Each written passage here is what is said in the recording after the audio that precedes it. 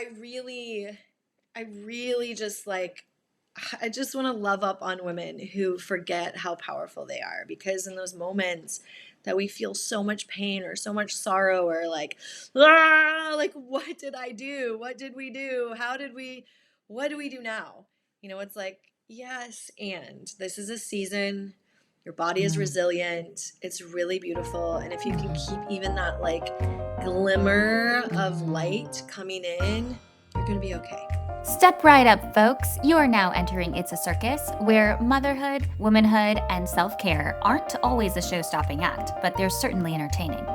I'm your host, Elsa, here to prove that no one really knows what they're doing, and that's perfectly fine. Let's have some real conversations, peel back the layers, and remind you that you're never alone in this season of becoming. Let's get the show rolling. Okay, when I tell you people just arrive in your life for whatever reason, this is definitely Elyse. She has been magic since the moment I met her. And it was just feels like divine timing and very exciting. And she has a lot to offer the world, which I think is one of the things, and I say it in the episode, but I'm like, I have been such a fangirl because anyone that, really dedicates themselves to helping women build a fuller life is just, I'm always going to be a fan of. And then she also works with energetics and has always helped in like a healing realm. And she goes there. I mean, we have a lot to talk about. There's a lot to dive in. And honestly, through the editing process, I almost didn't edit anything out. It was just this conversation flowed. This conversation is meant to be listened to. It's meant to be shared. It's meant to be played over and over and over again. There are so many good nuggets in here. So without further ado, it's a long one, so buckle up, but it's worth every single minute. And I will tell you, take all the notes, re-listen to it. This is one of those that's going to stay with you for a long time. So without further ado, here is my friend Elyse. Hello, Elyse. Welcome to It's a Circus podcast. Thanks so much. I'm so glad to be here. Oh my gosh. Okay, now that we're recording, guess what? Something happened. I am hearing an echo. Hold on. Oh no. Yeah, it's okay. From me? Okay. Okay. No, it's from me. Let me put my echo thing. Okay. I don't hear an echo now. Do you hear an echo now? I don't hear an echo, nor did I hear an echo. Fabulous. Okay. Welcome, Elyse, to It's a Circus podcast. I am so excited to have you on. Yes. I'm so excited to be here. Truly, I cannot wait for this conversation. Well, I kick it off with one question. And this question is, how long have you been a mama for? And who are you a mama of? And have you always wanted to be a mother? So many beautiful questions. Yeah. I'm also laughing. So my oldest is 9, Okay. but I'm laughing because did I tell you how many kids I have? No. Oh my God. Okay. This is really funny. I have to explain all the things now because it's all happening in my head. And for those of you who are listening, you're probably like, what is actually happening right now? I heard you say, how long have you been a mama of 4? Oh, Instead of how long have you been a mama for or a mom for? But this is hilarious because I have 2 beautiful, amazing boys, 7 and 9 years old, but I had 2 miscarriages. No way. And so they're coming in, like it's a very common thing that I believe that it's a she, her spirit shows up very frequently with me. So of course, coming onto this podcast with who you be and this conversation of motherhood, they're like, oh, all the pregnancies need to be spoken of. I love it. So my miscarriage happened in 2015. It was my first child, my first pregnancy. And then I had my 2 boys, and then I actually had, not to start off this conversation with a real big downer, but 3.5 years ago, I had a near-death experience with an ectopic pregnancy rupture. And so this little soul that still has not made her way into this planet in human form, it's been a journey. It's been a really big journey, and she's been a very big teacher of me, even though we've been working on other sides of the realms. This is a very funny and interesting way to start this conversation, but I mean, she's here. Her name is Autumn, so I'm just going to say hi to My Autumn God. and bring her into this conversation. So I don't Autumn, even know what other question you'd ask welcome. me. Okay, wait. So, okay, I'm happy that you misheard me. And I am happy that you shared all of that stuff. And thank you for sharing all of that stuff. This is part of the reason why we have this podcast, is that it can be a safe space to share the entirety of what this incredible assignment of being a mother and ushering souls into the world is. But since we've already dived deep, I would love for you to share what you do, Elise, because I think that will help provide some context into kind of our rest of the conversation. Yeah, definitely. I love that. Thank you. A multitude of things. I will start by saying, ever since I was a little girl, I have been intuitive, psychic, if you want to call it psychic. I know that word can have a bad connotation sometimes, but I've always seen, heard, felt things beyond the veil, Yeah. right? When I was younger, I literally would see Casper the ghost. I Wow. wish it was like cute and cuddly like Casper, but it was a process of me really learning how to be with the energy of that sixth sense, right? Growing up, it was like I was learning about the sixth sense. I would read books about the sixth sense. And, when that movie came out, I was like, no, guys, but this is real. And Right. sometimes it's scary, but also sometimes it's Yeah. so beautiful. Mhm. And so thankfully, my mom was like, great, yeah, I believe it all. Here, go buy the books, Wow. go learn from Sylvia Brown. She was like someone who would channel people's loved ones who would cross over. I used to watch the TV show.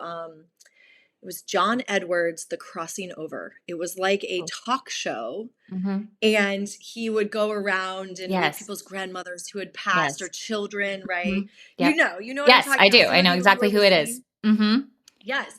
And I was like obsessed. It was just a process that like I knew this is who I was. And honestly, I'm no different or special than anybody else. I just never really shut it down.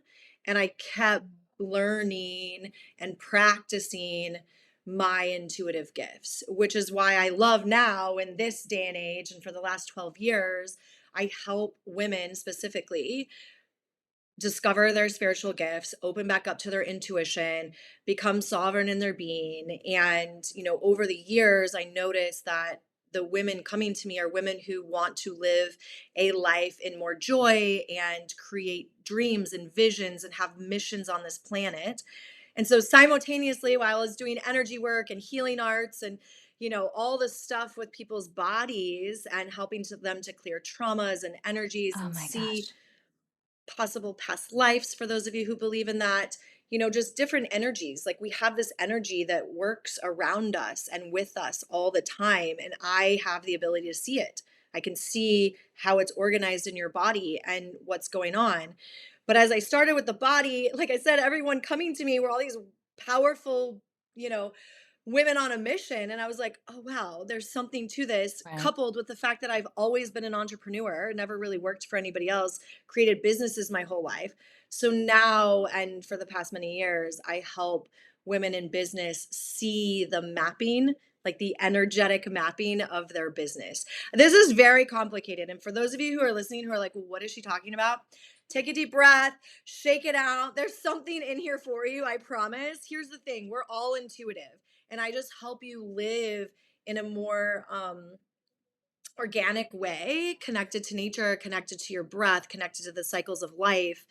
And for those of you running a business, I bring that wisdom and that insight, those channeled expressions through the business. And then I pair that with really amazing retreats to sacred sites around the world.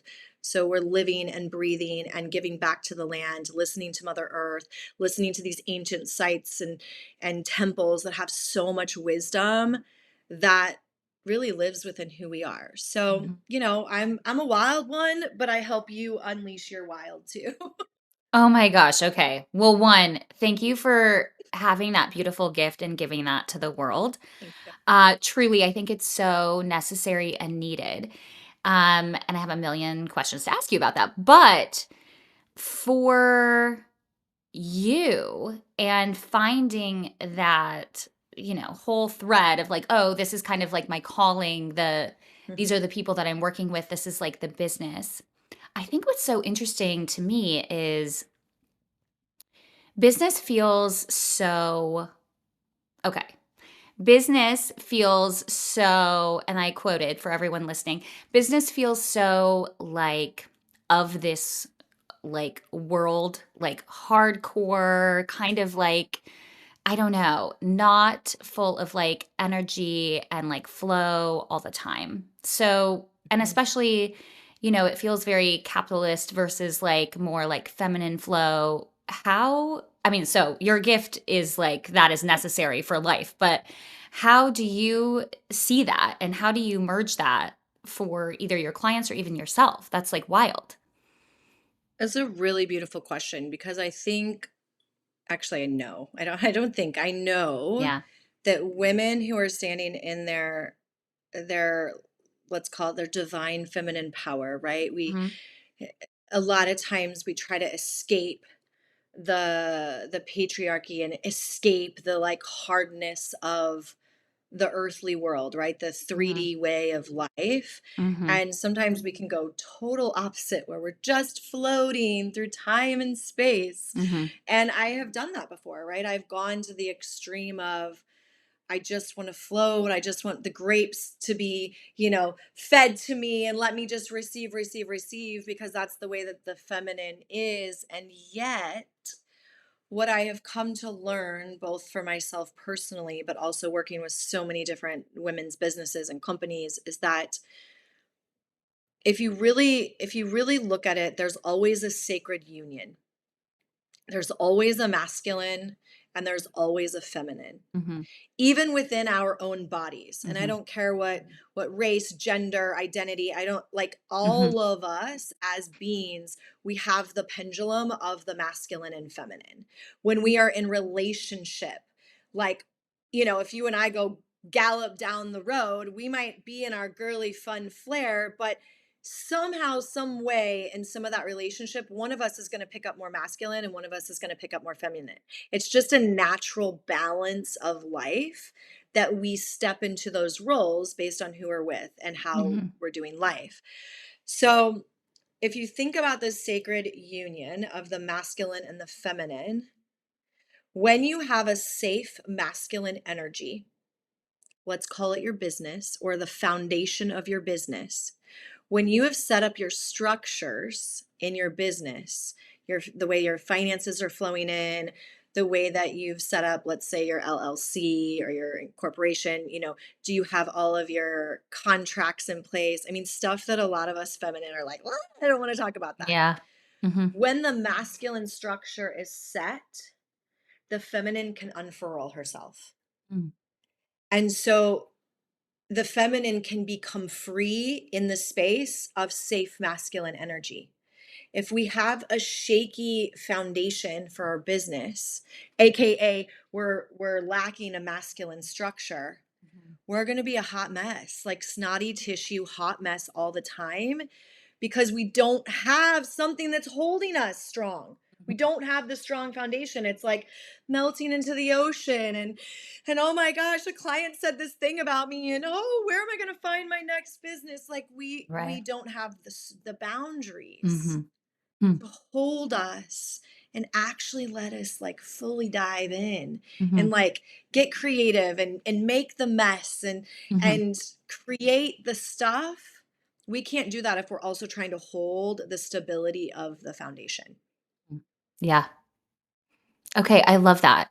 And so when you um work with clients, you're showing them all sides of the business. All sides of it. Because also for some people they're super in their masculine and it's like Right. so Yeah. locked down Yep. that you're not leaving room for divine spirit to like actually gift you Mm. the miracles. Uh-huh. And so it really just depends on the pendulum and if I'm working with a super type A personality or if I'm working with a, flitty fairy, Yeah. like I think that's where it's like I'm a Pisces, I'm a water energy. I Yeah. love being in my emotion, I love going deep, I love intimacy. I love laying on the ground naked, sunning my hoo-ha, like all of the things. And I'm a Taurus rising.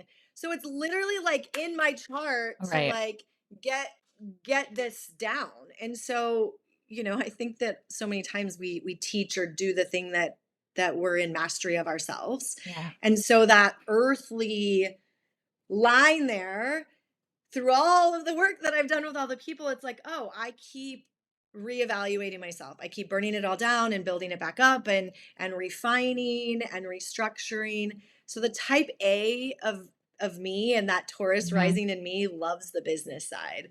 Right. But the Pisces in me is like, no, let's flow. Let's Yeah. have so much fun. Let's skip. Let's wear fairy crowns.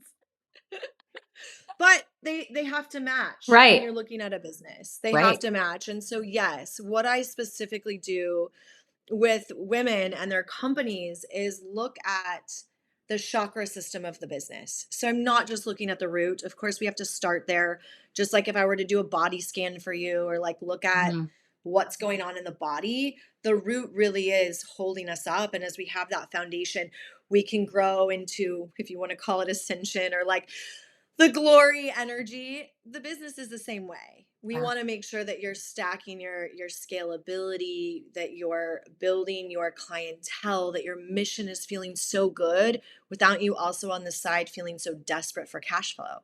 Like we need to get your cash flow up and running quickly Mhm. so that you can be more creative, so that you can spend time doing the soul mission legacy work that you want to do, the way that you want to give back and be in charity. I was just in a conversation this morning with a client and she was really nervous about making money and what does that mean to make money?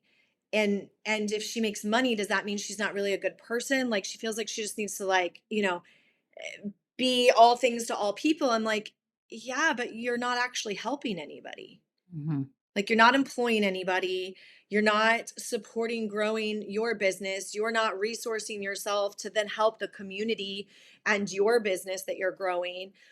You want to expand business, and yet, like where is that? What is that? And she's not the only one. I mean, it's a very, very, very common conversation, especially for women. Yeah. Is like how can I make the money and what does that mean for me? So we look at all of these concepts and all of these layers through this conversation of our energy centers, right? Heart centers, like what is your relationship with your clients? How are you growing that? What does that look like? Is it in reciprocity? Is it blocked on one end? I worked with a woman who she was like, I feel like I give so much, but like I'm not really getting anything in response from my clients. I'm like, well, something is out of balance. Right. Like either you're giving from a place of martyrism Oh, or someplace else in your business, like you're giving because you then need the feedback to receive that. So we look at all of the different energetics and then pair it with the strategy. I mean, that is, again, such a gift. Also, I did mention this and I'm going to mention it here, but there was a reason I was stalking you before I met you, and it was for everything you just said. And I had a friend who was actually on this podcast previously, and we went out to lunch, and she was like, "Oh my gosh, you have to listen to this reading I got literally yesterday, and it was from you." And so her and I listened to you give her this reading, and I was like, "Okay, I've got to find this girl." And then that's when I started stalking you, and then running into you was so, I'm telling you, fangirl was like the only way I can describe it. I was like, I think that's her. And like no one was with me, so I couldn't be like, "Ah, la, la, la, la." I was just like in my head, and I was like, okay, how do I say hi? And then we ran into each other and found each other. But I think the reason I was so attracted to finding you is that that's such a unique place to be. I think there's so many, even women that I know, who are not even running their own business, but just in the business world could really benefit from just this idea of like understanding where their energetics lie, um the relationship between being in your own flow and your own energy plus like that masculine whatever, all of that is just, it's such a powerful lesson. And it's such a powerful lesson. For me, I have been taught that lesson over and over and over again.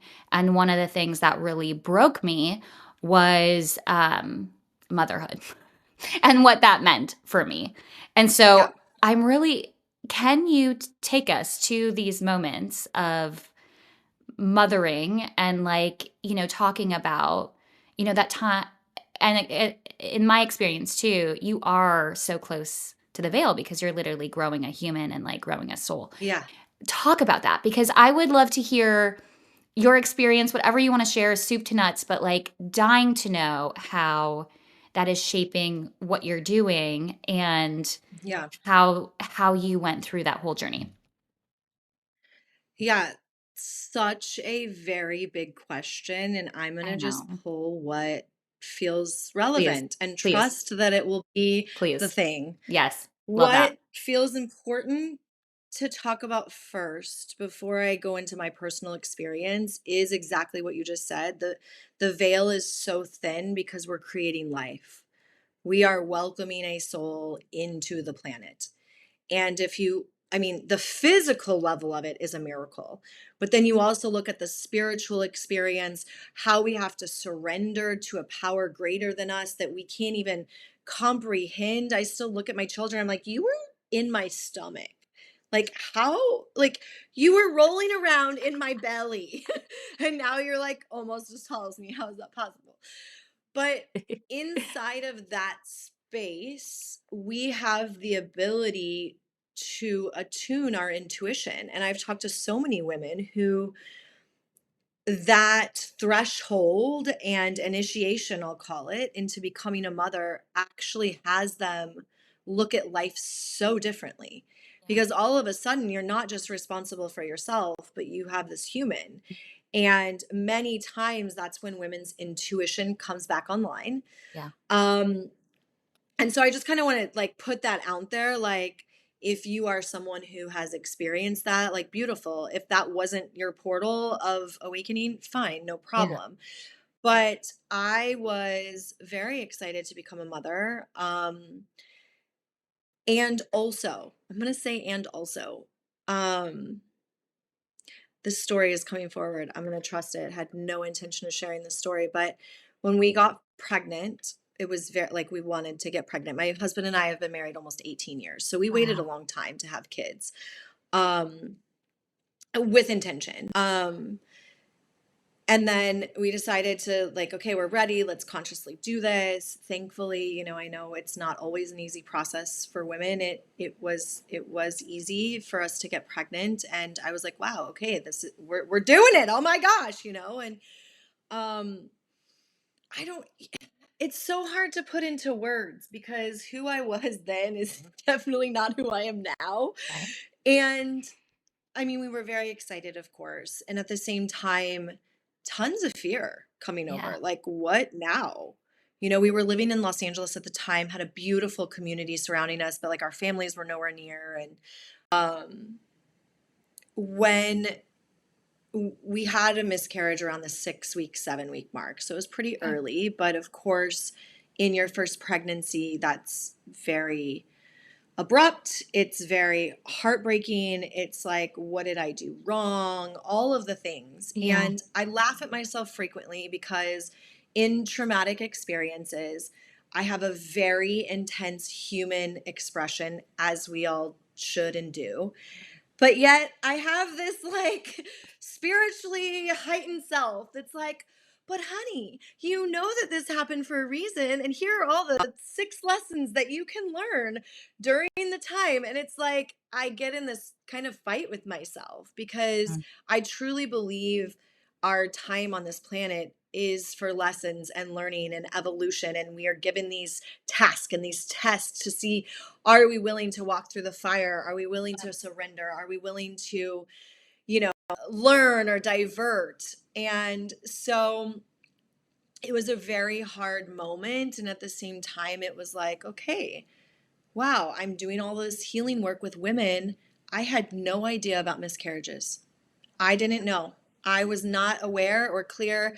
We were, even though we waited to have kids, like our friend group still weren't having children. So it was like, it was kind of all like we were the first in our group for all the things. Mhm. And so that was really shocking to me. And I was like, I have to teach and tell everyone about this, using it as a way to be an advocate. And so I did and I didn't, right? In my own ways. I was like, I'm gonna like have this whole healing group. And Mhm. it just inspired me to learn more about my womb space. It inspired me to expand the teaching and the work that I do. It inspired me to go deeper with women because Yeah. of what I had gone through. Right. And because Autumn already came into this call, Mhm. I'm going to talk about her again. Please. So before we even got, was it before? My timeline here is a little bit jumbled, but people call them spirit babies, right? The Yes. spirit baby comes, the spirit of the soul comes to you. And for some people, it's in their dreams. For some Yes. people, it's in their meditation. Mhm. She came to my husband. Oh. And she had simultaneously been coming to me, but it was kind of in a time where like my husband is like so conscious now and all the things, but like he had a process to go through to Okay. arrive at that place. Yeah. I mean, we both did, right? We've grown through the process, but at that particular time, that would have been 10 years ago, wasn't really a lot that we talked about in that realm. And so for him to have said, our little girl came to me and she wants me to dance with her. I was like, wait, what? And so we turned music on and we're dancing with her in our living room. This was before we got pregnant. This was before we got pregnant. As what I was trying to figure out was this when we got pregnant, it was Right. before we got pregnant. And it was part of the knowingness of like, we're ready. We're ready to receive a child. And so we're like dancing with her in the living room. And if you know anything about kind of otherworldly energy or anything, it works through electricity a lot of times, or technology. Like a lot of times if I'm in some group healing Yes. session, all of a sudden it'll cut out or the Yes. lights will flicker. And so Yes. while we're dancing with her, the light bulb in our lamp in our living room popped, like shattered, Elsa. Full on shattered. And we were like there was so much kinetic energy My that we were God. bringing through by dancing with her. And so we started Like speaking to goosebumps. her and she revealed herself as Wow. Autumn. It was wild and beautiful. But the story that I want to say, because I think so many times, especially when we look at business and motherhood, Yeah. there can be a bit of either competition or how am I going to do both, or I need one or the other. So we had the miscarriage. And then a friend of mine, her and I decided to go to Brazil. We went on this like spiritual 2 week thing, which is a whole other story. But we decided to go, and I went to an acupuncturist to Okay. just kind of clear my body, get Yes. set before I went, kind of close that chapter of the miscarriage. And she knew that I was going to Brazil, and I have such a wanderlust spirit. And she said to me, do you want more kids? And I mean, more meaning like have one or something, Mhm. right? And I was like, do you want a mother? And I said, well, yeah, I do. Obviously, this miscarriage was like upsetting. I Mhm. do, but in that moment, my honest response was, but I love my work so much. And I was like, whoa. And it was a very revealing comment that came out. And she said to me, I know that when you go to Brazil, you could choose to stay and you could like just live and go be in the mountaintop somewhere and live your like spiritual life. And your soul also gets to be a mother in this lifetime. And she was doing her own channeling, right? And she was like, your soul also is here to have a family and be a mother and those lessons that come from that. And I was like, I knew every ounce of my being knew that she was true. Like it was true what she was saying, but also I was like, but ah! So It's been a yes and conversation. I have always chosen in the moment what has been the best for what I believe is my highest destiny. Yep. So when I travel, sometimes I miss birthdays for my kids, Mhm. and when I do the retreats and when I travel to speak or teach or go to a like wherever I'm going, sometimes I'm choosing my work first. And it took me a long time to say that out loud because I think for so many you're like, you should always choose your family first. And my family is always here, always in my heart. Right. But I know my best version of me is doing what I'm called here to do for my Mhm. soul mission. Mm. And inside of that, it becomes this synchronistic, beautiful thing that everybody loves and adores, and we're okay, right? We've created these agreements inside of our Mhm. family. And that was a very long answer, but I feel like there's multiple points in there to give women permission that however you relate to that motherhood and business conversation, like it's okay as long as you're honest with yourself and not trying to lie to yourself about it. Love that. Let's put it on repeat. Um, Literally, I mean, beautiful and very similar to my experience. I was like deep in career, and that was like number one. And then, kind of just like last minute, I felt like I was against the clock, and I was like, okay, well, let's just try. And both of my kiddos came to me in dreams, and I my plan was to have babies as quickly as possible, and that's exactly, like, what happened. Like, that was, like, for sure my destiny, Yeah. and, what is interesting is the biggest guilt and the biggest hurdle that I have had to move past has been, how do I reconcile being a mom, whatever that means? And then how do I reconcile whatever I'm trying to put out to the world? And that has, in the short time that I have been a mother, which is almost 4 years now, it has changed and grown and evolved in like leaps and bounds.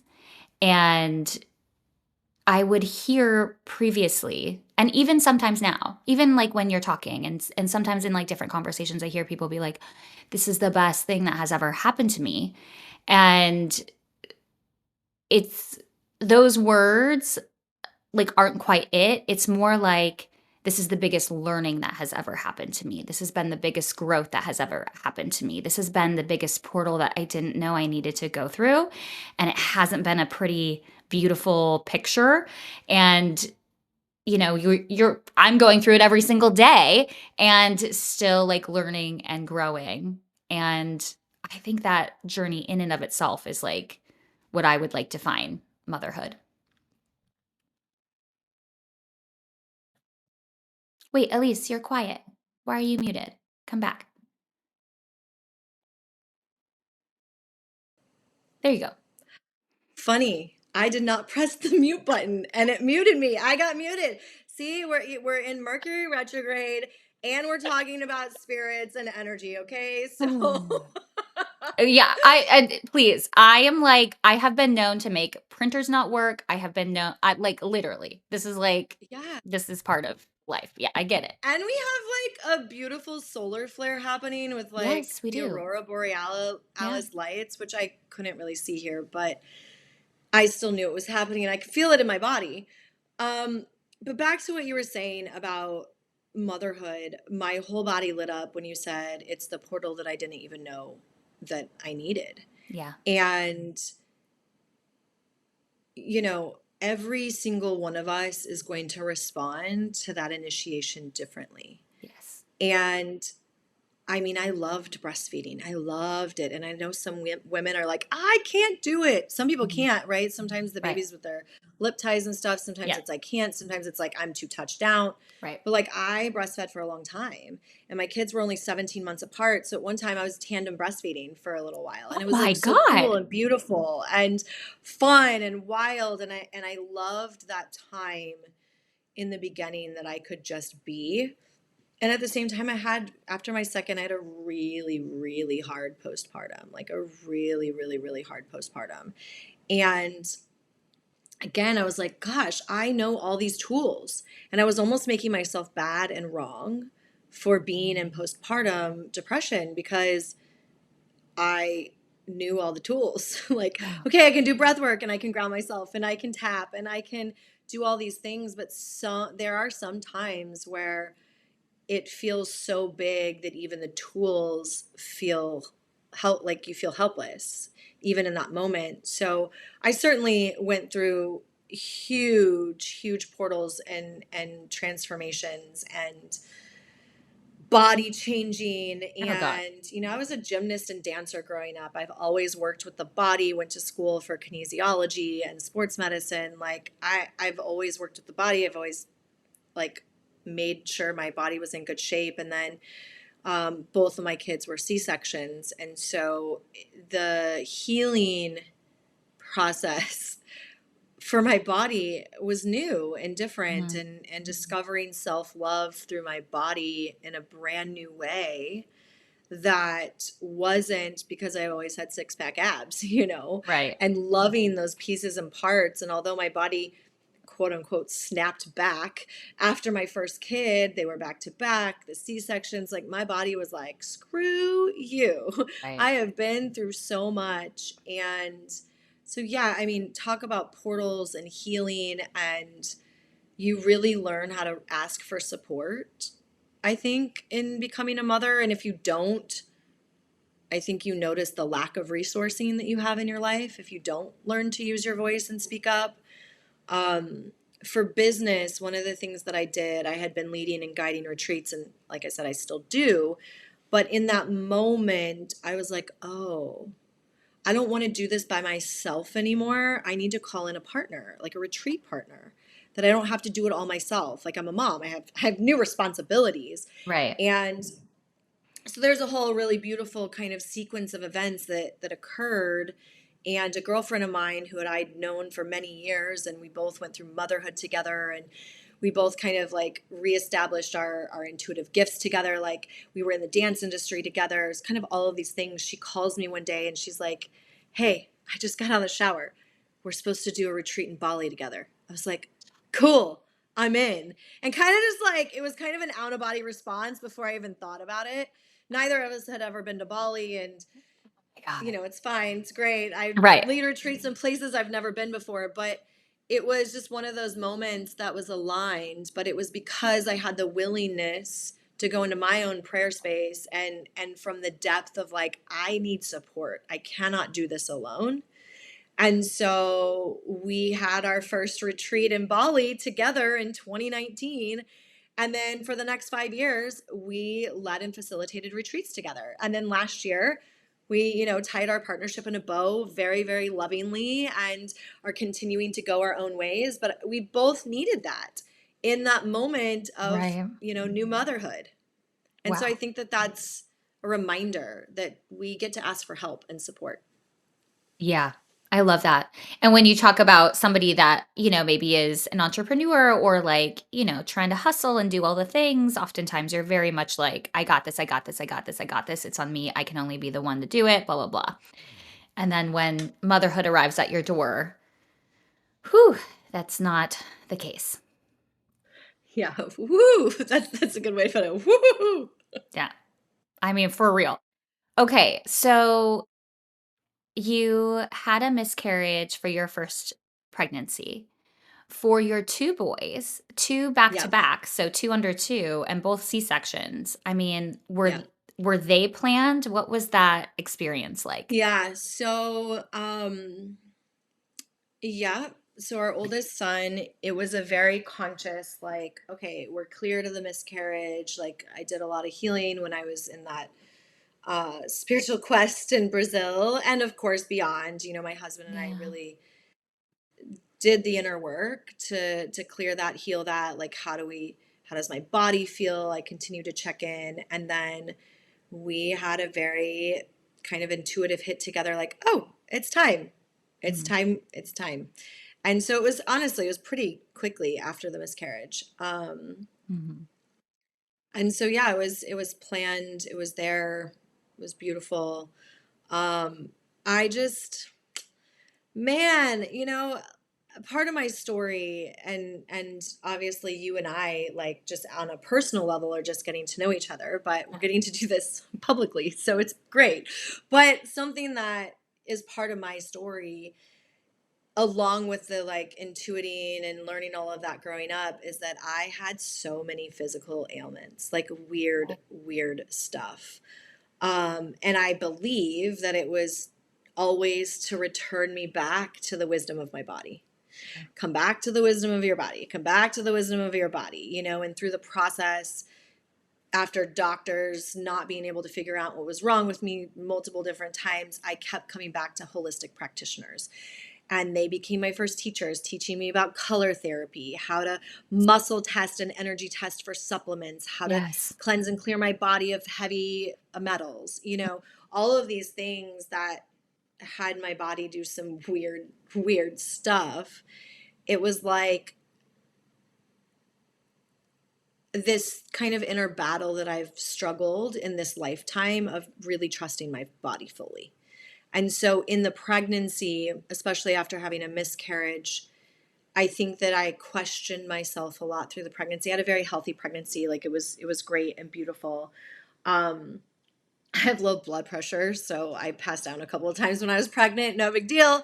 Oh my But gosh. like other than that, I had like the pregnancy was healthy. And as we were coming to the end, we were still living in Los Angeles. Um, I, I let the doctor talk me into the C-section, truly. And I look back now and I'm like, like I hit my head, like what I know now, I wish I would have known then, but I didn't, because it's part of the portal, it's part of the initiation. But she essentially was like, your baby is too big and measuring too big. You're not going to be able to do this vaginally. And I was like, scared, right? I'm like, what? What do you mean? Oh my God. Well, no, I want to be able to do this as naturally as I possibly can. Yep. And so she was like, well, if you want the most chance and possibility to birth your baby naturally, we need to bring you in early and induce you with Pitocin, which, as we know, Yep. or if you don't know, Pitocin can really honestly, like, it mixes the signals in your body where your body really doesn't actually know how to trust yourself. Exactly. And so we did that, and I started dilating, and my water broke after, I don't know, my water broke actually pretty quickly. So like I clearly was like somewhere, somehow close to ready in some sort of way. I don't know. But as it progressed, it had been, I don't know. I guess after 24 hours of your water breaking, like it can become dangerous for bacterial Yes. stuff. And so I had been 30 hours at this point, and I was stalled at like, I don't know, 6 centimeters or something like that. And the doctor was like, hi, I'm good. Like everything looks good. Numbers are fine. Baby's fine. You're fine. But also, like, we're at 30 hours here. So Mhm. I just want to bring the conversation of a C-section because like we kind of need to do something, and I don't want you ending up in an emergency C-section. Mhm. And so I had like support, and a friend of mine who helps birth babies with all of her friends. She's really magical. So she was in the room, Yep. and another kind of doula support was there, and Mhm. my husband, and we were just having this conversation, and I was like, I do not want an emergency C-section. Right. And I know me, when I get hangry and Mhm. tired, like my blood pressure, like I just knew certain things about my personal thresholds that it could turn bad quick. And there was Mhm. a kind of a scary truth for me in that. And so at that time in the decision making process, we had an earthquake in California. Stop. And I was like, oh my gosh. I looked at my friend, and she looked at me. She was like, he's ready to come. I was like, I know. So I was like, shit, we got to do it. We got to do it. C-section, here we come. And it's not the decision that I wanted to make. It's not how I Right. want to teach people to trust their bodies and all the things, but that's what we did. And that's he was born healthy, and all is okay and well. What a But that's kind of how surrendering. we. moment for arrived you. at that. Mm-hmm. Yeah, it was definitely a surrender moment. And actually, like, as ironic as it sounds, that was probably my most sovereign choice of the entire Wow. last few months of the pregnancy, was Wow. actually ending up choosing that C-section at Right. that moment in time. Wow. Because I was like, wow, for the health of my baby and the health of me and nobody being in freak out, we need to do this. My Mm-hmm. baby's ready to be here. Mm-hmm. And this is like a kind of pull up your big girl pants Mm-hmm. moment that I Mm-hmm. had to choose into.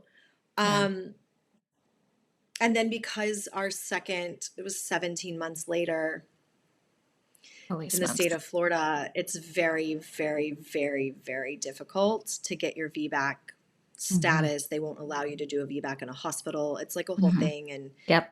it was a lot. And I know how much my body has been through. And I had a baby on my tit. You know, it was like Right. my brain was still mush. Of So course. even in that pregnancy, while I feel like I knew a lot more because I had just had a baby, but also I was still mush and I Mm-hmm. was still in brand new mom mode. And Mm-hmm. so after trying to make some of the leaps and hurdles, my I knew my scarring was still too fresh in my body, Yeah. and that was not going to be a healthy or good situation. So we did a C-section for our second one. Oh Not at all what my I wanted, gosh. but there we were, you know. So Oh my gosh, Elise. Okay. I'm freaking out because 17 months apart, that's crazy. And like still nursing. You're right. That is beautiful. That is amazing. I can't believe. I mean, you talk about your body. Wow. What a freaking feat to be able to do that. Um my babies are 14 months apart. So the quick as possible is wild. Was that something that you guys had wanted to do or did that just kind of happen? um no, actually. My sister and I are 3.5 years apart, and I thought that was so perfect. And I thought that that was the plan that I wanted for my kids because my sister and I are such good friends. Cute. And by the way, we thought we were just going to have girls. My husband has Mhm. two sisters. I have a sister. My mom has sisters. His family has sisters. Like, there's like women everywhere in the family. And then we had two boys. So that, even in and of itself, was like, let's like, turn the car around. Like, wow, I had no context of being a boy mom. I didn't even have friends who were like boy moms. They were all girl moms. Like, I just was like such a foreign thing. But of course, like such a beautiful blessing and all the things. But to get back to your question, we I had planned we had planned to wait until our kid was 3.5, so that they could really support and like be the Yeah. the big brother, big sister moment kind of thing. And it was another intuitive hit. It was another Really? intuitive hit. Yeah. Okay. It wasn't spirit baby, but it Mhm. was like, I actually think it was my husband. He's like, when his intuition is on, it is spot on. He comes in and he's like, hey, I think we're supposed to go again. And I was like, I think so too. It was just one of those moments that it was really present and there. And we've learned over the years not to stop those flows, those intuitive hits, the whatever you want to call it, the hits of inspiration, and to trust it. And so we did, and once again got pregnant right away. So it was like, wow, I thought maybe we'd have a few months to like sort it out, but we didn't, and it was okay, and it was the perfect blessing. And looking back, I'm so grateful because Yeah. during the pandemic, they had each other. Yeah. And I could never have imagined that that experience would have happened. But having, you know, honestly, I don't know how people did it during the pandemic who either didn't have a kid that had a sibling, or, single parents, or like, I mean, Wow. I can't even imagine. We were working from home and it was so hard. Thank goodness we were working from home, but I just kept thinking, I'm so glad we listened, because had we not, Mm. this might have been a really different situation. And they had each other through that experience. So every single one of them, every single pregnancy, including our fourth that became our ectopic, that was when we were in Costa Rica. We took our family, our two boys, and myself and my husband. We went to Costa Rica and lived for 3 months towards Oh, the end of the pandemic. fun. It was Wow. amazing and Yeah. so great. But Autumn, she came on back and she was like, all right, guys, I'm ready. So we actually got pregnant in Costa Rica. Wow. And so every single time it's been intuitive. Every single time we've really listened to the nudge, it's been very, very intentional. So for that, I'm grateful for, even though there's been wild rides around it all. Oh my gosh. Okay. So you have the two boys back to back, and you're sharing around postpartum. And I'm not sure if your experience is similar, but mine was have the two kiddos back to back. And like, you're right, you maybe were postpartum, or for me, it was like I was maybe postpartum for 4 months, and then I'm pregnant again. So it's like there was no break. So in my mind, when people are like, oh, like I've been pregnant for 3 years and now I've been postpartum for, like, I only count like from when the youngest was born, because it's just been forever. And so for you, I mean, I definitely got um the postpartum hit hard not until the little one was like 8 months. And then it was like real tough times for a while. But for Mhm. you, can you talk a little bit about kind of navigating postpartum with two littles? Yeah, it was very difficult. Very, very difficult. I think lots of things, right? It's still, thankfully it's coming to light more, but I still think there's still an underwhelming amount of information that's out there about it. It's Totally. like Totally. people are like, "Oh, that's cute. You have postpartum." And it's like, "Wait, no, it's actually a real thing." Yeah. Like the chemicals in our brains, the hormones, Yep. there's so much that is dysregulated Mm-hmm. that creates a full flowing effect Hmm. of the mess. And it was one of those things that I didn't know anybody in my life who had experienced it.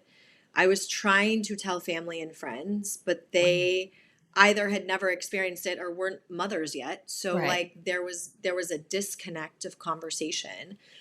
Um I I felt a lot in my physical body. The lack of sleep was really detrimental to my physical body. Yeah. Having that much lack of sleep because of having back to back kids, right? It was like by the time I first started sleeping through the night, I was then still up with my little one, and he had some digestive issues Hmm. and was pretty colicky as a Oh little man. one. And so he would never sleep more than like an hour at a time at night. So I was up all the time, all the time, all the time, and it took a toll on me. I was actually having like mini seizure, might be a big word, but essentially my body would get so tired I would have to lay down and it would convulse a little bit. And I was aware, but I God, was like, Elise. wow, this is like really intense and I need to do something about this. And it was like, I, I don't know why I felt like I didn't know what to do. Like it felt like even if I go do all the things that I know to do, like I don't know. It wasn't, the dots weren't connecting and I didn't know where to go for resources. Um, the negative self-talk was bad, and the just like, how are we going to get out of this? And then, financially as a new family, like that's a whole new thing. Yep. And then, the vaccine conversation and like all these decisions Ooh. that you now have to make as a parent. And what does that mean? And what does it look like? And how does it form and shape? And then we need to work. But like, I'd rather have somebody at our house helping, but also like when and if are we going to do daycare, and I like all of the things. It was like so overwhelming. And we actually, when my first son was born, 6 weeks later we actually drove across the country and moved to Florida. Wow. So again, kind of a wild story, but we were both really clear. Okay, our time here is done. And so Yeah. we moved. And so it was like we moved across the country. We were finding a new source of friends and community, having our second child. Thankfully, we were going to a church. We had this beautiful Bible study group, and some of them were young parents. So it's like we kind Yeah. of found a group, which was great during that kind of postpartum time. But Mhm. man, parenthood could just throw you for the loop. Your kids get sick for the first time. Ugh. It's terrifying. When my youngest was like, he was sitting up, so maybe like 6 to 8 months. I don't know. Mm. My oldest comes, runs, and tackles him, and my little one like kind of blacks out for a minute. Cameron's not home, my husband, and I'm like calling the cops or like calling the ambulance. I'm like, oh my God, my kid. And they're like, really? I promise he's probably fine. It probably just like knocked the wind out of him. I'm like, right. And I'm in my Oh my like gosh. complete hysteria of my Yep. postpartum moment. And so, what actually really ended up helping was a type of chiropractic care called network spinal. Ooh, tell us more. Really beautiful, light touch, nervous system kind of energetic work. Mhm. Um, it's very, very, very powerful. A friend of mine had referred us. We were living in Orlando at the time, and Mhm. this woman, her name is Dr. Shrina. You should all look her up. Into Integrative Wellness and Integrate Wellness Center. I don't know. IWC. Anyway, I went and I started seeing her, and immediately all of my like kind of weak moment tremors stopped. I was able to sleep. We immediately brought our youngest to her. He had his first full night of sleep at 18 months old when, the after the first session that he saw her. Um like so many beautiful things happened from that, and I don't even know, like I said, how I arrived there. Someone referred us, but it was like that was the thing. It was such nervous system depletion. And she was able to, with her hands and her intention and her techniques, talk to my nervous system and help my nervous system breathe. One of the things with this particular network spinal is that it's it's a breath that moves through the spinal fluid down your Mm. spine. And so you can actually like train the fluid to move through the spine. And so it's such a yummy practice. It's so, so, so beautiful. And me and my spiritual and my dance, it was like I Yeah. literally was going and having this cathartic release on the table every time, and like breathing and crying and just like feeling so held in that space. But that really was the turning point. But it wasn't until Liam was 18 months. So, I mean, it's just a lot. I love It's that, a lot. man. It's a lot. It's so much. It's so Thank you for sharing your experience. I think it's important to talk about and spend time. One, I think it's so comforting to hear other people share when those times are tough because I think we've all been there at some capacity. Um, and I don't know, it just needs space in the world to like share those. That adjustment period Does. is crazy, man. No matter what. No matter what, we Mm-mm. all have something going on. Mhm. Something changes. It has to.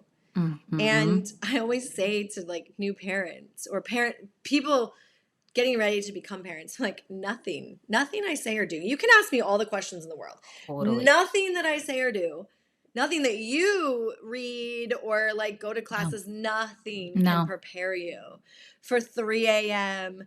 puke, spit up, blown up diaper, blown out diaper, like crazy eyes because you haven't slept. Like you can't. There is nothing. But on the flip side, I think there also gets to be a voice of how beautiful and powerful and resilient our bodies are. Go. That no I matter the agree. shit that we go through, no matter the depletion, no matter the scarring, no matter the, vaginal tear, like however it all happens, breastfeeding, not like nipples being raw and bleeding, like we do it. We I do it, and know. women have done it for so many eons.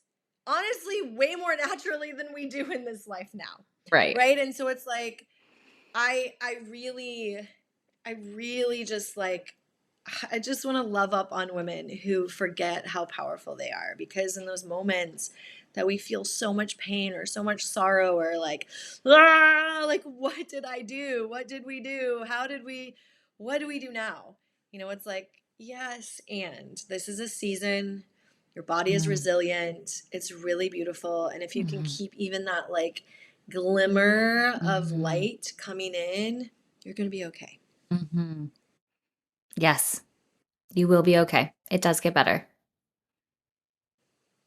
Yeah, Oh my it does. gosh. Ugh, Elise, beautiful. Okay, insane. And for all my postpartum people that are out there and listening to this right now, I mean, gosh, you are not alone. We've all been there. Um, okay, I want to talk about autumn. Yes. Tell me. What do you want to know? Tell me because this is something I did not know of, and I actually got to experience the kind of trauma of watching a friend go through an ectopic pregnancy. I didn't even Yeah. know it existed until her, and I just again, like, we just don't know what we don't know. I don't know why this isn't talked about. It's such a serious, serious, serious thing. Can Yeah. you share just I don't know, the technical piece, what your experience was, but Yeah. then also can we talk about what that relationship is now with Yeah. that baby? So I wasn't really familiar with ectopic pregnancy. I didn't know what it was, why it was. The only relation that I had, kind of like what you said, is I had a friend Mhm. who had had two ectopic pregnancies. Oof. And I knew that she had to like go in and something happened with her. Like she had to do something with the fallopian tube. They had to make sure they like cleaned it out or something. I didn't really know. And I feel so bad now because I'm like, gosh, if I would have known, I would have been a better friend in that moment to her. I know. Yeah. I just didn't know what that was. And she didn't have a rupture or anything like that. Like it was found, it was handled, but still it's a process. And so what I didn't know, I didn't know what to look for, right? I didn't know the signs, I didn't know the symbols, I didn't know. So we got pregnant in Costa Rica, feeling like it was autumn. I mean, obviously it could have, if that pregnancy came to fruition, we could have had another boy for all I know. Right. But Yeah. in the energy and the frequency of how it all kind of arrived, it Mhm. was her spirit. Mhm. And when we got back to the States, we found a midwife because I wanted to do it differently this time. And I was like, there's been time. I think I can do a VBAC. I'm way different in my body and like what I know about pregnancy and birthing and all the things.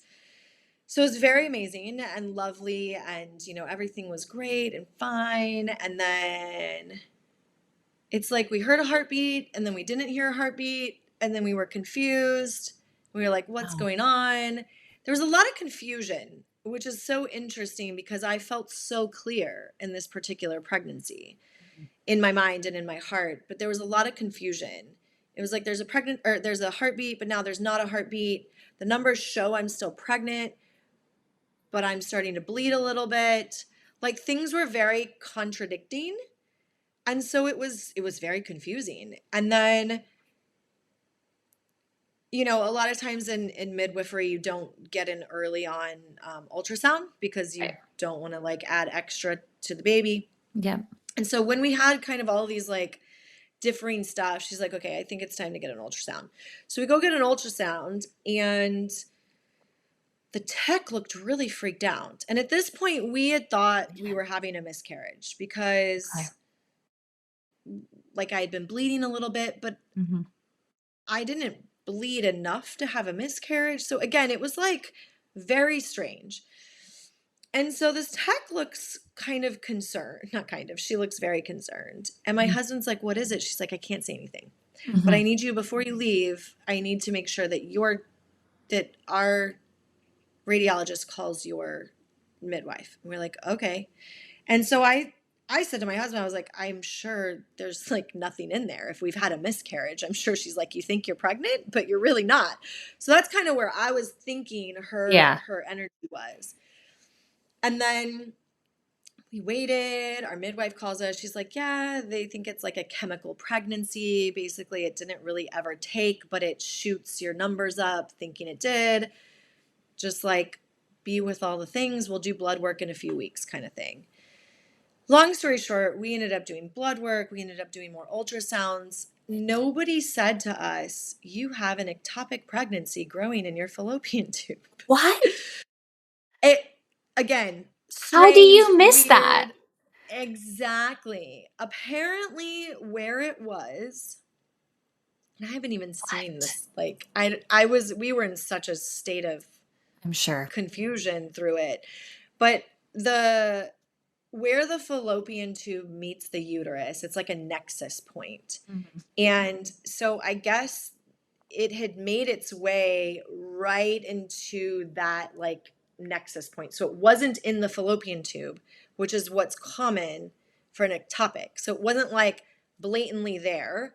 And it wasn't really in my uterus either. So it literally was in this like fibrotic Oh my ligament place gosh. where it was kind of hiding, I guess. I don't really know, right? Yeah. And so we never, I don't even talking about it now, it's like, like, Happened. Yeah.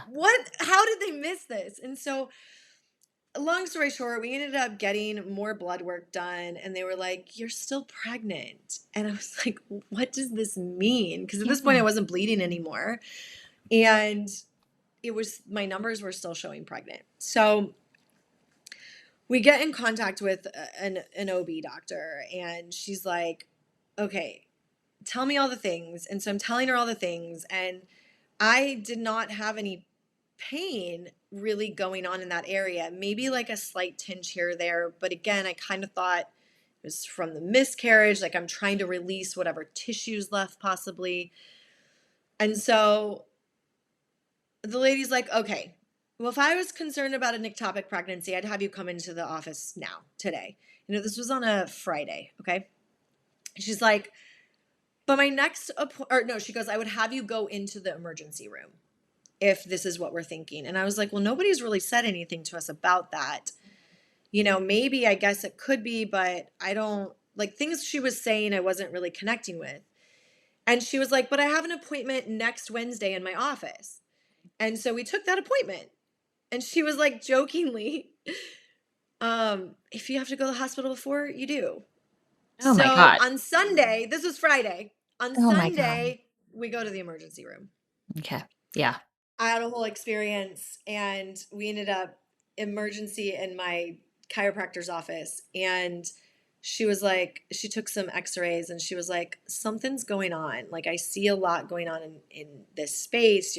Your lower back shouldn't be kicked over like this. Like they knew what was going on. And she was like, I think you should go to the hospital.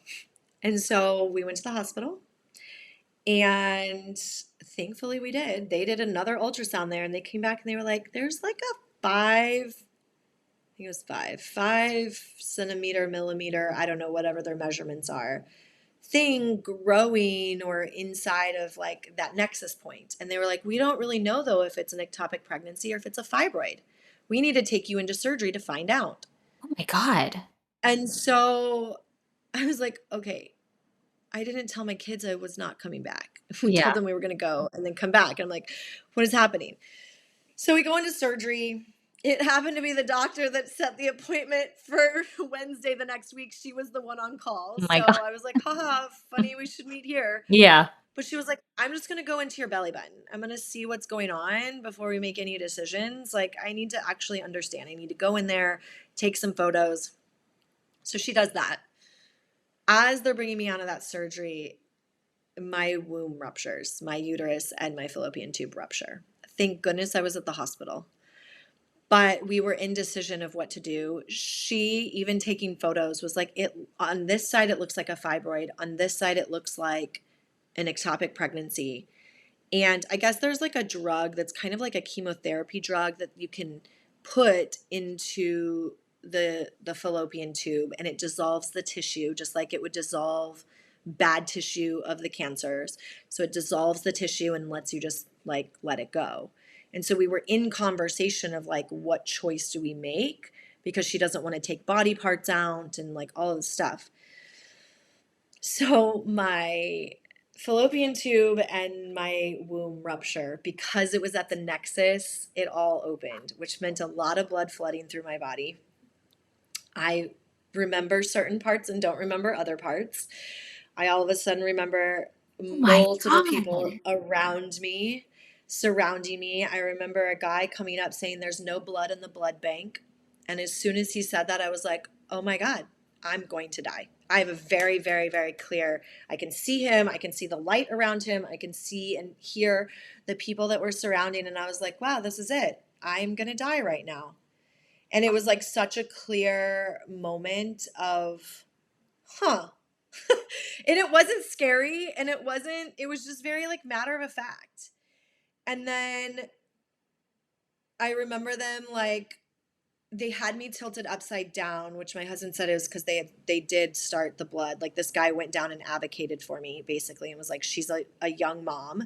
She has young kids at home. Like, we are not going to let this woman die. Oh my And so God. thankfully, this man went and advocated for the blood Oh my from the blood God. bank. Like, I guess there's like quotas, like once they hit quotas for their day or for their week or for their month, they just like don't give out blood. It's insanity. What? So Oh it's my crazy. God. I don't know Okay. all the ins and outs, so Right. please don't like quote me on that. Yeah, Like, I don't exactly. know, We are but not experts here. for them Okay. not to have Yeah. blood and then for him to be able to source the blood, like there was something that they Holy weren't, cow. there were some hoops that he had to jump through. But he did, and I'm so thankful for that man. And so um they proceeded to take me into emergency surgery. I had 2 or 3 surgeons, all the things happening. My left fallopian tube is gone. Part of my uterus is gone. Um, I had 6 or 7 bags of blood, which is a giant, big blood transfusion.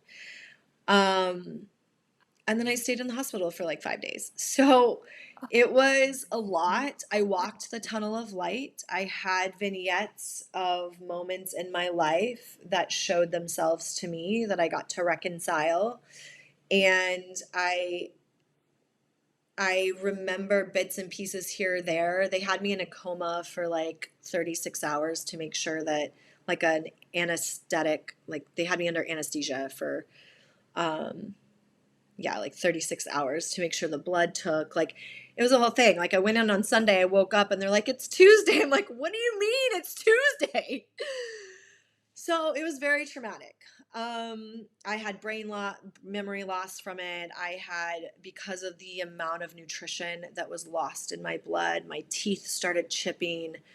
Um, I mean, just a series of things that you would have no idea to think about with a moment like that. Um, yeah, like super traumatic. I mean, I had to stop my business. I had to stop everything in my life, right? And like it was like all eyes on Elyse to like get her back up and running. And yet it was like, I don't know. It's so funny, right? Because there's this other side of me that's like, it was such a powerful experience in your spiritual development. Like how cool that you got to walk the tunnel of light and you don't Oh have my fear about death and like all of this beautiful stuff. So I'm like, I can bring it to my God. clients and I can Wow. see the realms. Like it's actually quite beautiful. But of course, the intensity of what that meant for me and my kids and the nervous system of my entire family and Of rebuilding course. from that. And then also deciding how to reinvent myself inside a business and how do I reintroduce myself to the world and different things that matter or don't matter anymore. Um, and to kind of tie this little moment on a bow, your question of what is the relationship with you in autumn now? I mean, I've gone through the gamut in the last 3.5 years, right? Grief, buckets of grief. Yep. I know grief very well in this lifetime, very, very well, Oh, and other lifetimes. I hold a code of grief, and so I'm able to really go there with the clients, and I'm able to. It's so much grief. It's so much grief, But it's beautiful. It really is a gift because I can really feel the depths of it. But the grief was very, very, very painful of like, wow, I really, like, now what? Now what do we Yeah. do? Like, will I never have Autumn in physical form ever? And even in this moment, right, the grief of that is so deep because I know her so well. She is me, I am her. Like, it's this wild, beautiful reflection. And so tons of grief. And then, of course, everything that comes with that: anger, denial. What does this mean Yeah. now? While technically, because I still have my ovaries and I still have one fallopian tube and I still have part of my uterus, I technically could still get pregnant and have a kid. But I mean, that would be probably very dangerous for my body to stretch all the things and my uterus. And, there is a timeline somewhere in space and time that I could have children. I've had many healers, many seers, psychics, intuitive, people who don't even know my story who have said, "Are you ready for your little girl?" I'm like, oh, Stop. don't tease me like that. So I know that there is a, Stop. yeah, it's crazy. I know that there's a place and a timeline for that, but I also know I can't put my physical body through that. It is now time for me to reclaim fully my physical body and, my strength, and obviously having two C-sections before that, and then this. I have been cut Wow. open in my belly Yeah. 3 times in the last 10 Woof. years. And it's Woof. like insane, right? Like, it's Yeah. insane. Plus body parts gone. So it's like Yes. it's so much. But then on the other side, Autumn shows up in so many beautiful ways. She shows up in monarch butterflies for my husband and I, and even for my kids. She shows up in artwork. She showed up in a dog that we ended up adopting from Hawaii, Oh my gosh, which I is love it. also crazy. We were there for 7 weeks a couple years ago over the summer, and I was writing a book on womb wisdom, and this dog was at our Airbnb in the jungles of Hawaii, and nobody knew where she belonged. I've been terrified of dogs my entire life, like terrified. And she wouldn't leave me alone. And she sat in front of my door during all of my healing sessions, when I was writing, when I was on calls. My kids were loving her. She literally slept at our front door every night. And I was like, oh my gosh, what is happening? And the thought of leaving her, and the thought of, like, she's going to think we abandoned her. Like, I can't, it was a visceral experience in my body that I could not let go. Fun fact, before my husband and I were married, we had both said we would love to adopt a little girl from an island somewhere, not knowing it would come in dog form. So it was like all of these things coming together. And Oh like 2 weeks my before we God. left, I was like, I can't let her go. We have to take her. And part of our wedding vows, I was like, you understand, I will never have a dog in the house. You have to understand that by marrying me. We will never have a dog. When our kids ask for dogs, we will never, ever, ever, ever have a dog. And here we Oh, are, here we are. 2 Yeah. years now, having a dog in the home. And of course, we went through all the things: Humane Society, talked to all the neighbors, checked like all the things. Yeah. Um, it was an area that apparently a lot of people would unfortunately dump their dogs into the jungle. Oh, So I think she got dumped. You could clearly see, by some of her actions, she probably didn't have the most awesome owner prior. But she has been such a sweet little angel, and I believe with every ounce of my being that there is a little sliver of Autumn's soul that is in this dog. And she came to be sister, she came to be yeah. sister in dog form. So I don't know. We may still adopt, we may not. Um, but she's very present, as clearly she had me hear you at the beginning of this say, how long have you been a mama for? Seriously. Oh my gosh, that's so crazy. That gives me chills. That's why I was like, do you know that part of my story? Did I tell you how many kids I No, have? No. that's so nuts. Okay. Oh my gosh, Elise, this is like amazing. And what a like arc to your story. Tell me about this womb wisdom book.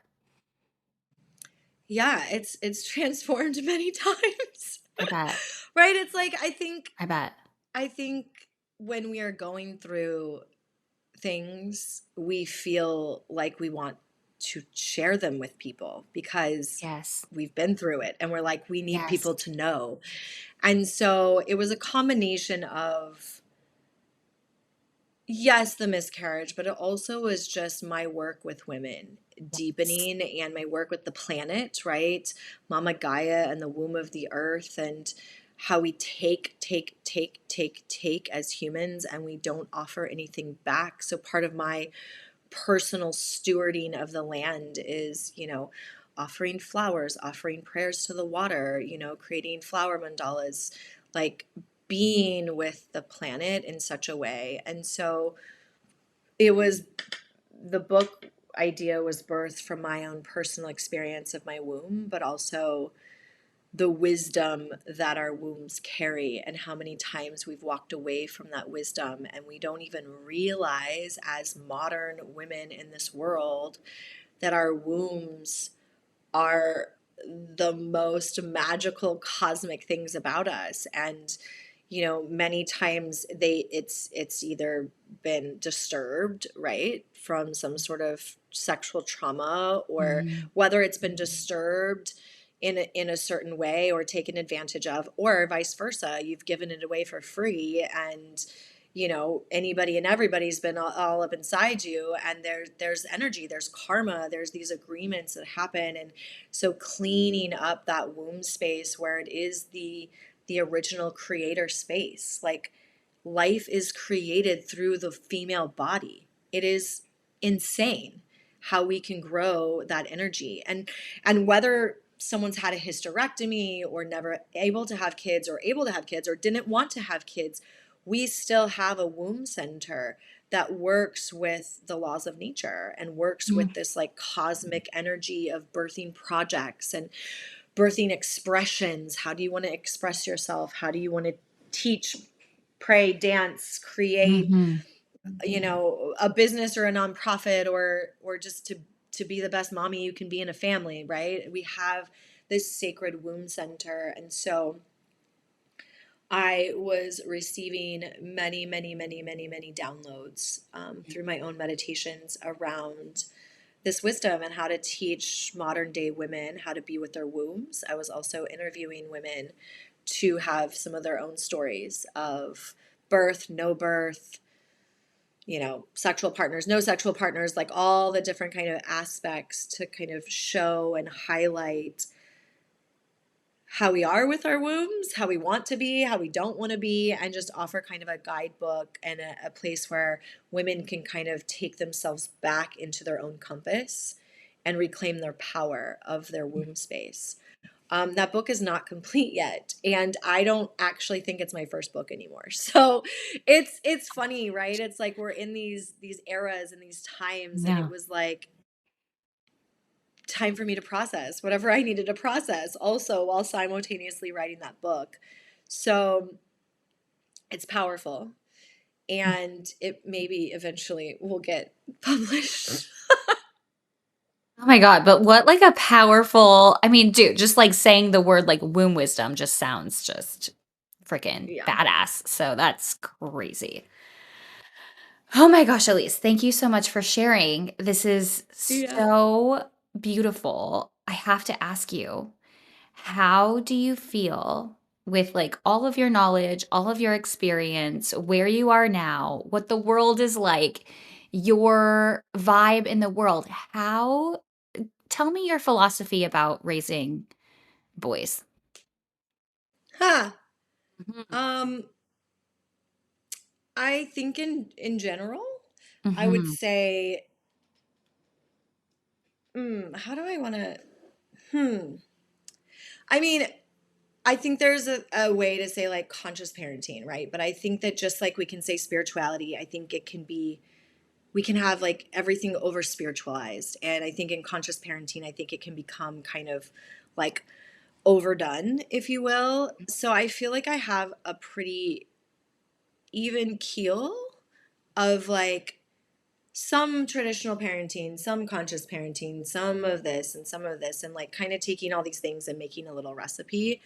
But I think the biggest thing that I feel personally very strongly about in raising kids, my own, but also like my hope would be that others would raise their kids also in this awareness, is that children really are our teachers. Mhm. Children are the closest to the veil. Mm. They are closer to the veil than we are.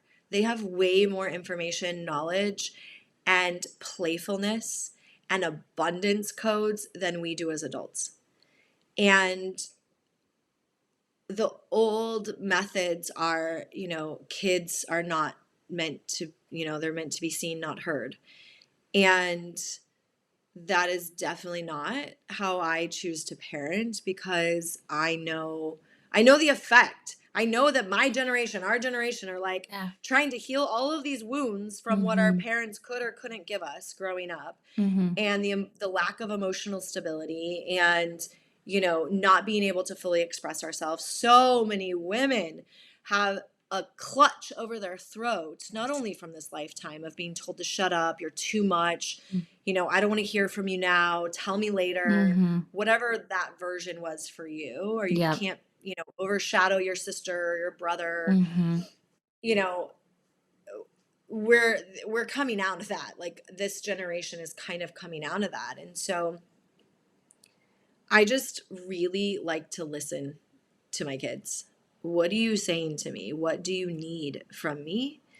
And not even just from me, but like, what do you need in general?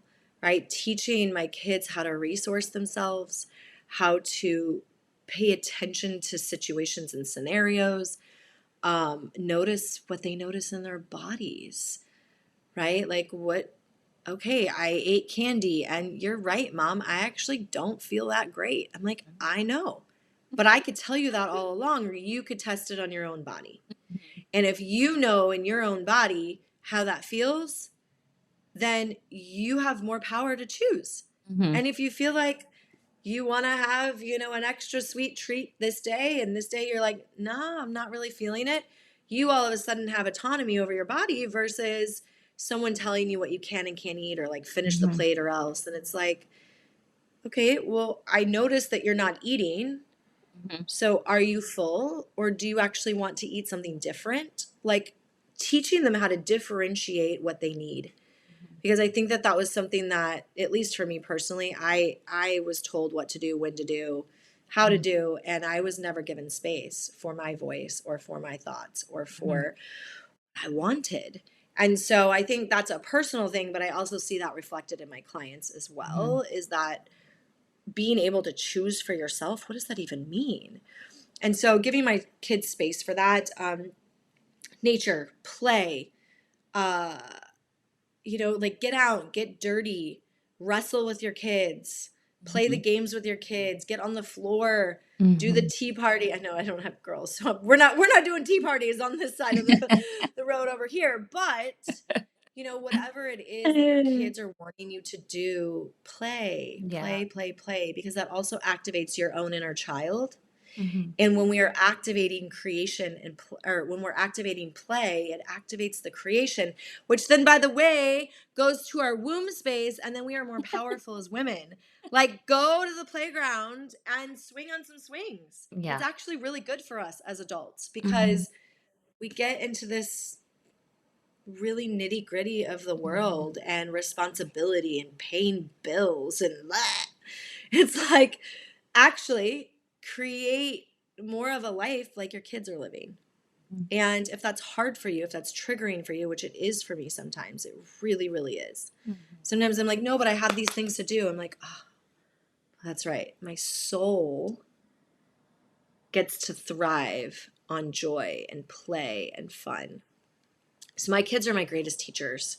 And if you can see your kids as your greatest teachers, you might approach conversations or discipline or boundaries a little differently. It's very wise. I love that. Oh, I want to say this, and then our conversation took a different turn, which is beautiful. But I always say this to women in business who are afraid to ask for money, or afraid to raise their prices or have some sort of like value issue with Mm-hmm. money Mm-hmm. is that even if you are Mary's massage salon, even if the business is yours and you are the only one who runs the business. I mean, I am the face of my business, right? You are the face of the podcast and your Mm-hmm. life and business. Like, even though there is that connection, we are not our business. And so that is one of the main teachings and the main through lines of the work is that you are not your business. Just like your child is not you. Yes, you're sharing the same nervous system and there is a give and a take and the energy is there. The business has its own voice, it has its own name, it has its own energy. And it usually wants to do some things that you're not letting it do. It wants to grow in certain ways. It wants to sneak out of the house at night. It wants to watch a video game. It wants to, right? If you're like comparing it to kids, there's its own energy and entity. And so many times women who are afraid to charge or afraid to ask for money, I just remind them, you aren't the one that they're paying. They are paying your business.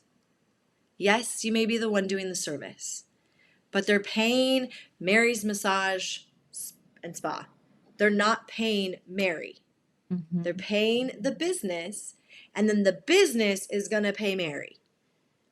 And so it changes the game. I've seen so many women be like, oh my gosh, I don't have to hold that against myself anymore. They're paying the business. And then all of a sudden, they can like upcharge and ask more and like have a whole VIP service and all the things because they're not thinking about it or attaching their own personal value to the money that's coming in. Wow. That is so powerful. It's a big one. That's like such an unlock. It's a big one.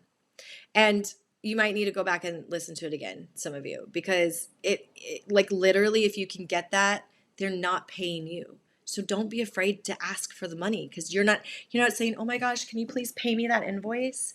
It's like, hey, my business invoiced you. It's time to receive XYZ, right?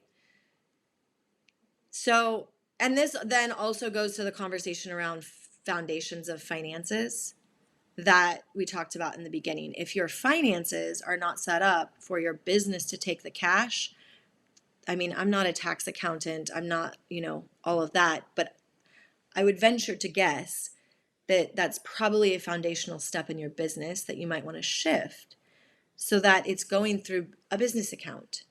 And then you're paying yourself a salary or you're paying yourself a percentage or you're paying yourself something that is from that, but they're not paying you. My God, I It's love it. very freeing. It's very, very freeing. And you're like, oh my gosh, yes, I can go do what I need to do. Because the business is asking for more cash. The business is asking for something. So, give it to the business and stop putting yourself in the way. Gold! Elyse, amazing. Oh my gosh, words of wisdom to live by. Holy cow. That is wild. You know what's so interesting is I mean, I have never seen, and I feel like there's a lot of people out there that, kind of try to blend the two worlds together. But I have never seen anyone put it quite how you have, Elise. This is like so beautiful between like the Thank you. business and the spirit situation and the energies. It's so powerful. Thank you. Yeah, I'm loving it more and more.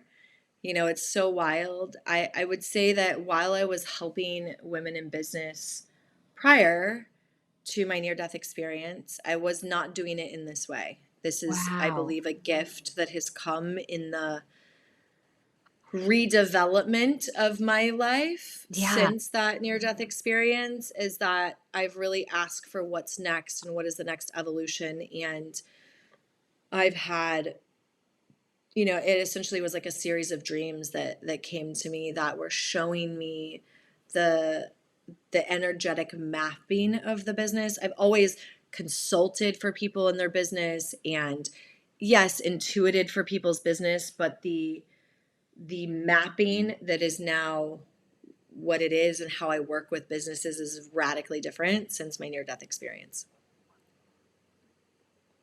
Wow. That is so incredible. Okay, so what else? What other, like, tips? What What else? What else? else? Literally, like, just what else is on the tip of your tongue? I feel like we need it. I mean, we're living in a time and space where, dependent upon which perspective you give it, you can say the world is turning to shit, or you can say, wow, things are dismantling that were never really working before. And I have an opportunity to be the light, to be a voice, to be part of the vision for what happens next. And so, trusting yourself when you have intuitive hits, leaning into what the body is telling you to be a yes to or to be a no to. It's like the attunement to your gifts right now is really important. And ignoring them will make it harder for you in life. And if you're wanting to make life easier for you now in this moment, release the panic and fear and look at yourself in the mirror. Like, literally go to yourself and look at yourself and start asking the questions that maybe you've been avoiding. Like, who am I? What am I up to? What are my gifts? And for those of you who have already asked those questions, then it's like, how do I amp it up? How do I amp it up? How do I be more of who I am? How do I be a bigger, brighter light for this planet? How do I do this? And maybe not even how, because sometimes we get caught in the how, but like, show me, right? Whether it's however you relate, right? I have a very deep relationship with God and Jesus and universe and cosmic, all the things, right? Mhm. But I know that there's a source energy that is higher and greater than me. And so when I go into my space, I'm like, show me, reveal to me what is my next move, reveal to me how to be a better mother, reveal to me what next step I take, reveal to me who my next client is. We are in a space and a time that it is not about you trying to work it yourself. It's just not. Mhm. We are quantum beings. We are multidimensional beings. We are not linear in any way, shape, or form. And the more you can allow yourself the opportunity to see yourself in nature and to see yourself in the possibility of the lightness that you are, there's a lot of magic that's there. A whole lot of magic. Wow. Yeah, I agree, and that's beautiful, and again, like, on repeat. I mean, just the whole idea of attuning to, like, your gift, what is that? And to shine brighter. I mean, those are such, like, beautiful things to remind us of and share, especially in, like, the day-to-day, like, drudgery. Um, what kinda tips do you have for people that maybe, like, do you have a practice that you would recommend or a book or something to get somebody in kinda like that right vibe? Sure. I think the first thing that I always say is space. You've got to give yourself space. Mhm. We are in a day and age where things are moving so fast, instant gratification. We don't like something, we just scroll to the next thing. We're running to get kids here and there, and we're not really offering ourselves the spaciousness to feel our hearts, to feel our bodies, to actually even decipher what is swirling around in our mind. So, ironically, because it's not really something that people are like, wait, space? Like, you don't mean meditation or that. I'm like, I just space, like, put it on your calendar that you have nothing to do from 1 to 3. And in that nothingness, you let yourself unwind because so many of us are so wound tight. We drive tight on the steering wheel, we're holding our phone, or we're crunched down because we're looking at the phone, we're on our computers. We're not open in the heart space enough at all. And so give yourself space, number one, put it in the calendar. Number two, do whatever you can to have that heart space open as much as possible. Lay over, for those of you who have yoga blocks, you can lay over a yoga block, right? Or do like a fish pose for those of you who know yoga. If you don't have a yoga block, roll up a towel. If you have a pillow that you can lay over, or really anything. I literally could sit here in my chair and just let my back arch over my chair. You could lay over the back of your bed. Anything that opens the heart space and gets those shoulder blades together in the back, it's opening the throat space, it's opening the heart space, and you're like, hi, let there be light. And you're allowing space into the body. The Wow. body has to have space to process, and our minds need space to process. So if Mhm. you're not giving yourself scheduled time, Mhm. then the energy is pinging around in the body. Hi, anxiety. Many times it's not really anxiety. Many times it's energy that hasn't been utilized properly.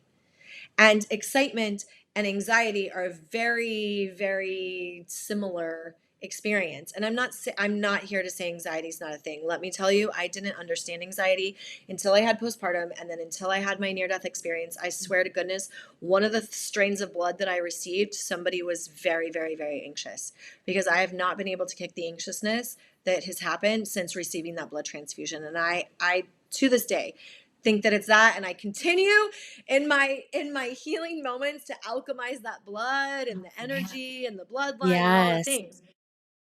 So I get it. It's a thing. But also, are you giving yourself space to open, to feel, and to move your body? So I would say, number one, schedule space.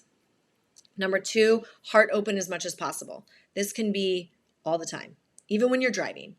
Open the chest. It'll feel strange, but anything that you can do to open, open, open, open, open, open, open, open, it allows your body to feel safe. Allows your body to feel strong. Some of you are going to feel unsafe at first opening the heart, but once you train that heart to be open, you will understand, like, wow, there's a direct connection. Your line, your like energetic nervous system and your spiritual line is in attunement and in alignment when you have that heart open. And then number three, move your body. So once you have that heart open and once you're in that space, move your body. I don't care if you do push-ups or yoga or jumping jacks or deep breaths with the arms, anything that just moves those muscles around. Jump, jiggle, get on a Vibe plate, do something that moves the lymph and moves the fluid, because that lymph carries so much information and grief and trauma and stuff. We want to move that lymph and the fascia. You just want to start moving the body. So those are three that are more on the kind of physical side. On the spiritual side, or on the like meditative side, I would say get really curious about questions. Ask Mm. yourself better questions, because when you ask a question, you will get an answer. Even if it is not in a clear form right away, you will get an answer. So questions such as, um, or strong statements like, can you reveal to me what, what path is the best path for me to take? Can you show me who I'm meant to support today when I'm out and about at my grocery run? Um, Questions like, how do I use my gifts better in the world? Show me what, what direction I'm meant to guide my child right now. We don't ask these questions. We just sit around and pray for peace, or we pray for, money, or we pray for healing, but we don't actually ask how we can co-participate in that. How do we help the energy along? How do we actually be a team player with spirit so that there's a full loop, right? It kind of goes back to that masculine, feminine energy that we talked about oh so long ago in this conversation. But in that reciprocity, it's like Yeah. yes, we want to receive, but we've got to be willing to put in a little bit. Hmm. And there's this beautiful infinity symbol that we can restore in our bodies. And so it is much more simple than we make it sometimes. Sometimes we think we have to go to all these classes or read all these books or Mhm. do all the podcasts or hire a bunch of people, which you absolutely can do. And I love all of those things. But also, stop avoiding yourself. Look at yourself in the mirror. Take space. Open your heart. It will do wonders for you in pairing the questions. Because now all of a sudden you've opened your channel, you've given yourself space, and in that silence, you might hear the voice of God. In that silence, your body might say, "Hi, you need to go get this thing checked out."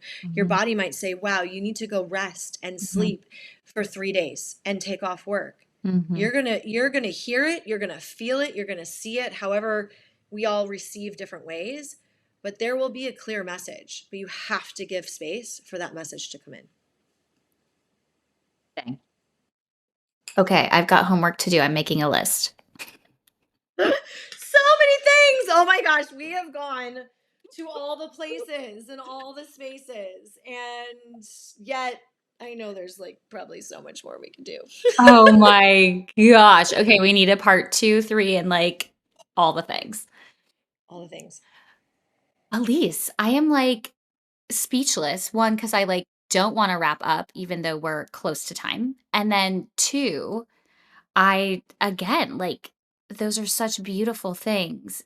It just feels like there's so many of you listening that are so afraid to step into your gift. You've wanted to start your art business, or you've wanted to build a nonprofit, or you whatever the dream is, just like don't wait, because that's not, we're not here to wait like that. We're not humans in waiting. We are here to help develop our species, to help raise consciousness, to help love each other differently. So even if your dream is to be the best mom ever, then do what you got to do that. And if you want to build a monstrosity business, or help at the soup kitchen, like whatever it is, just do it full out. Do it full out, because you are going to die. And I know people don't like to talk about death, but you are going to die. This human form is going to go back to the earth in some way, shape, or form. And did you, at the end of your life, whether that ends today or in however many years, I think we're all going to live over 100 at this point, honestly, with all of this biohacking and all of the things. I think there are going to be more and more and more of us living over 100. And so whether it's now or into your hundreds, when you look back, are you going to be excited about the way that you lived? Yeah. I'm not super excited about all my choices and the way that I've lived, even though I'm such an advocate for living fully awake and fully alive.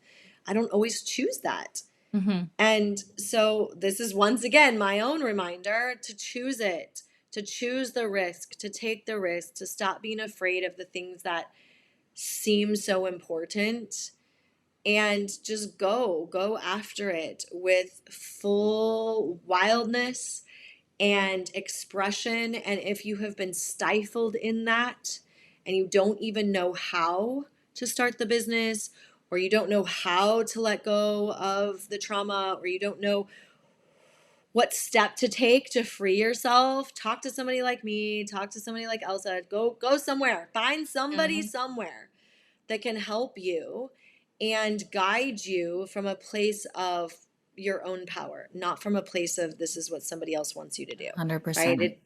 It's about your own power. Hmm. And meet yourself there, like go there. You deserve it, your kids deserve it, your spouse deserves it, and ultimately your soul evolution is ready for you. Beautiful. Yeah. Well said. Oh man. Okay, Elise, freaking bomb. I don't even know what to say. This is such a beautiful conversation. I was fangirling before. Now I'm just like humbled and honored that like you Hmm. are speaking to us today and sharing all of this stuff. And I'm taking it all personally. So thanks for having this conversation with me. Totally, I really appreciate it. And every step, it's worth it. Share your stories, do the things. I'm just really excited and grateful that we had this conversation too. And I don't always, a lot of the places that I speak and talk and be, I don't always talk about the motherhood piece. So this was really fun for me So to glad. really weave that in because it is part of who we be.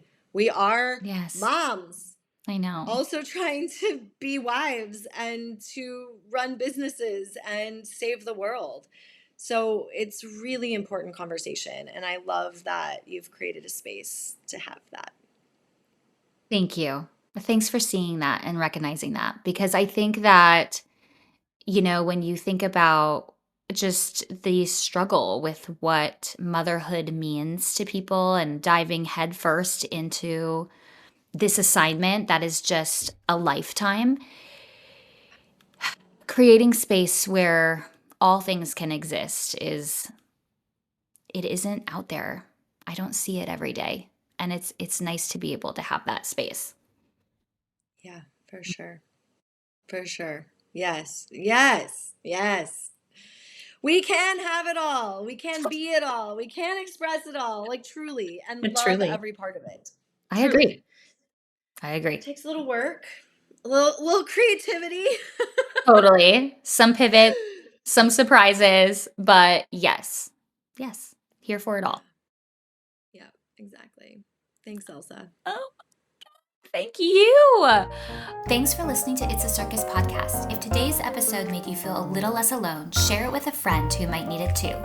We are building something special at the Turner Brothers Circus, a space for women in transition to find connection, laughter, and support as they navigate motherhood, identity, and taking care of themselves along the way. I'd love for you to be a part of it. Remember, you're doing better than you think. Stay grounded, stay real, and embrace that beautiful mess. And as always, the show must go on. Until next time.